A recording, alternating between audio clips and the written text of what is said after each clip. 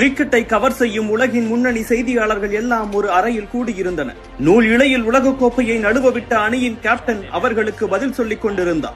Stokes battle பட்டு பந்து boundary செல்லாமல் இருந்திருந்தால் இவரது அணிதான் வெற்றி பெற்றிருக்க வேண்டும் என ரசிகர்கள் புலம்பிக் கொண்டிருந்தனர். அவரது அணி இதுவரை ஒரு உலகக்கோப்பையை கூட வென்றது இல்லை.